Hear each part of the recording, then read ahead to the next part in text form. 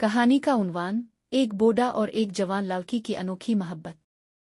कहानी। एक गांव में एक बूढ़ा शख्स रहता था। इसका नाम बाबा जान था। वो सादा, अकेला और दिल से बहुत मोहब्बत करने वाला इंसान था। लोग इसे इज्जत से बाबा उ कहते थे। एक दिन गांव में शहर से एक नौजवान लड़की आई जिसका नाम सलम था। सलम तालीम याफ्ता, खूबसूरत और बोलने में बहुत मुहज्जिब थी। वो गांव में पढ़ाने आई थी। बाबा जान हर रोज सलम को स्कूल जाते हुए देखता और उसकी मुस्कुराहट दिल में आत रखती चली गई। इसने कभी सोचा भी नहीं था कि इस उम्र में इसे किसी से प्यार हो सकता है, मगर दिल के जज्बात को उम्र नहीं रोकती। बाबा जान ने सलम के लिए छोटे छोटे तोहफे भेजने शुरू किए, कभी फूल, कभी आम, कभी हाथ से बनी चीज़।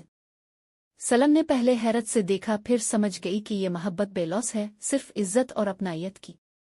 एक दिन सलम ने बाबा जान से कहा, बाबा जी, आपका प्यार मुझे एक बाप की मोहब्बत लगता है और मैं आपको दिल से वालिद जैसा मानती हूँ। बाबा जान मुस्कुराया और कहा, मोहब्बत कई रंग रखती है, अगर तुमने मुझे बेटी समझा तो यही मेरी खुशनसीबी है। सबक। मोहब्बत सिर्फ रोमानवी नहीं होती, ये खुलूस, इज्जत और अपनायत में भी छपी होती है। उम्र मोहब्बत की हद नहीं, नियत मोहब्बत की बुनियाद है।